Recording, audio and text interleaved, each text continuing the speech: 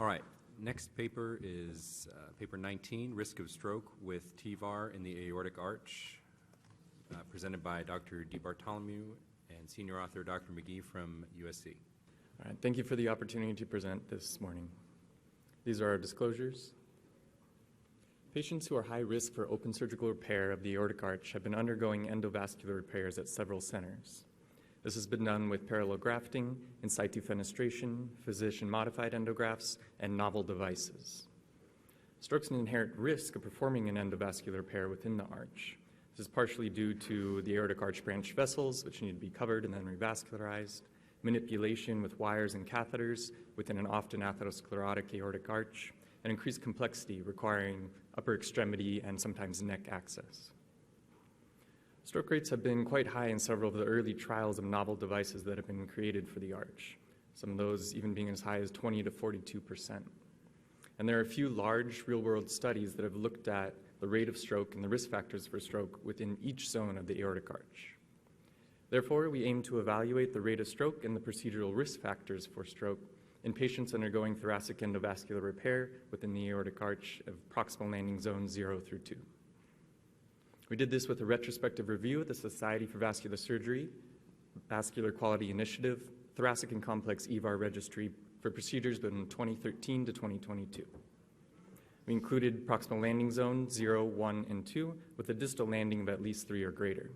This allowed us to create 3 different cohorts. In zone 0, all 3 branches would be covered. Zone 2, 2 arch branches would be covered. And in zone 2, 1 arch branch would be covered. We excluded emergent and ruptured cases, as well as missing information for our primary exposure and primary outcome variables. Our primary exposure was proximal landing in zone 0, 1, or 2, and its secondary exposure was management of the arch branch vessels, which we categorized 3 different ways. First, total endovascular, where any covered branch would have an endovascular revascularization. Open surgical, where any covered branch would have an open surgical revascularization. And a combination, where at least 1 branch would have endo and at least 1 branch in open management. This, of course, only applies to zone 0 and 1, where there are multiple branches. Our primary outcome was in-hospital postoperative stroke, and secondary outcomes included in-hospital mortality and 1-year survival. Overall, there were 350 patients in zone 0, 513 in zone 1, 3,492 in zone 2. Overall, the proximal zones, zone 0 and zone 1, were slightly older, had a high male predominance, and more cardiovascular risk factors such as CAD, hypertension, and smoking. Most clinically relevant was the history of prior stroke, which was 16% in zone 0, 15 in 1, and 10% in zone 2.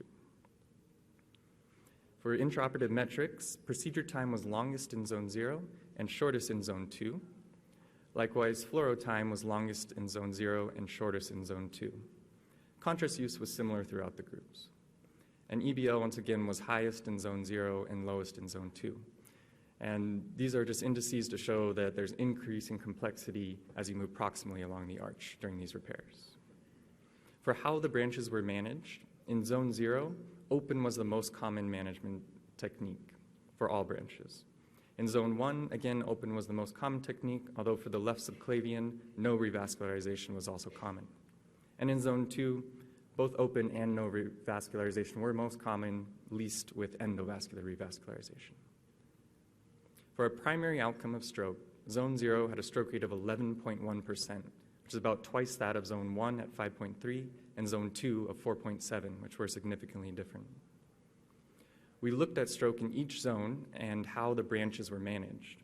There was a stark difference in zone 0 for total endo-arch, which had a stroke rate of 29.3%, compared to 9.4 for open and 10% for combination, which were significantly different. In zone 1, they were much more common, just ranging from 3 to 5.3% between the techniques. And in zone 2, even more common, where all were within 4%.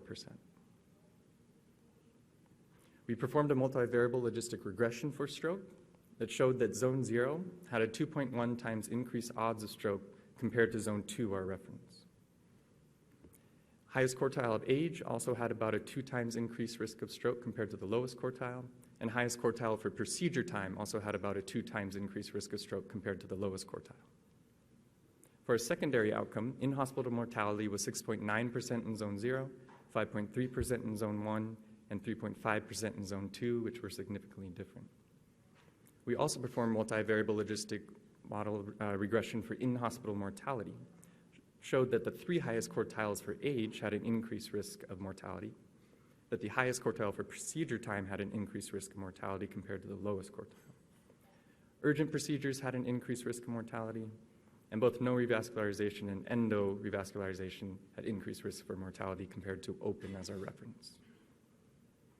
1-year survival was similar between Zone 0 and Zone 1 at 84%, slightly higher for Zone 2 at 89%. In the Kaplan-Meier curve, you can see in the blue line representing Zone 0, initially more events early in the follow-up period, but towards the end of the 12 months, the red line representing Zone 1 overlaps with that of Zone 0, while the green line representing Zone 2 maintains an increased survival probability throughout the follow-up period.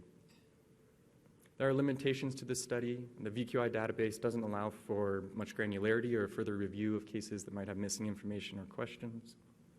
Stroke after a previous debranching that was separate from the procedure of the TVAR may not be captured within the database and couldn't be studied.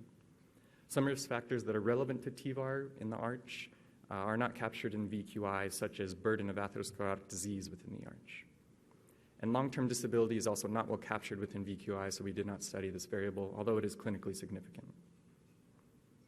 In conclusion, Zone 0 had the highest rate of stroke at 11%, and this was mainly driven by total endo-arch with a stroke rate of 29%. Zone 0 was a risk factor for stroke at an odds ratio of about 2, along with age greater than 73 and procedure time greater than 230 minutes, which also had odds ratios about 2. We believe that as we gain additional experience, there still needs to be improvements in stroke prevention that are required to be able to do an endo repair within the arch, especially for a total endo repair. Thank you.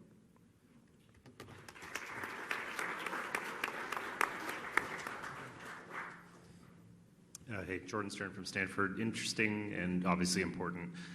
Clinically, a comment, I think, regarding the Zone 0s, since you can't see about previous surgery, I think that, as you sort of alluded to, I think it's important just to include in your manuscript that, previous ascending repair, for example, would protect from mortality because of retrograde type A's not being able to affect the coronaries and things like that. And then you also can't really tell patients who had like a open innominate debranching and then a simple Zone 0, quote unquote, simple sort of Zone 0 TVAR versus those that really had a total endo repair with like 3 endo branches or something. My question to you is, were you able to look at the differences between different indications, so aneurysm versus dissection? I think there's probably a pretty significant difference in stroke rates because of the thrombus burden and things in aneurysmal disease. Thanks. Thank you for your question. We did have the proportions that were for degenerative versus dissection, and for Zone 0 is mostly degenerative disease with a bit of dissection, whereas going towards Zone 2, it's about the same amount of dissection and aneurysm. We didn't put that, though, in any of our multivariable models looking at stroke, and so I don't really have an answer for you, but we could certainly look at that going forward about the differences there. Hi, Nathan Lang from Pittsburgh. I really enjoyed your talk. I think total endovascular arch repair is obviously something that not a lot of people do outside of places like the ARC Consortium, people that have IDEs, et cetera. And especially in the VQI, I think you had very few numbers of Zone 0s that were total endovascular arch repairs and even fewer for evaluation. So were you able to look at the center volume? Because I know VQI can stratify by that, because I do know that more experience can actually improve, especially if you're looking at you're able to identify more of the things that are problematic in these patients. So center volume, I don't know if you had enough numbers in there to actually look at that, but that would be something interesting. Thanks. Very nice talk. Thank you for your question. You're correct. There's only 41 cases that were total endo arches within this database. We didn't look at it by which center may be contributing the most.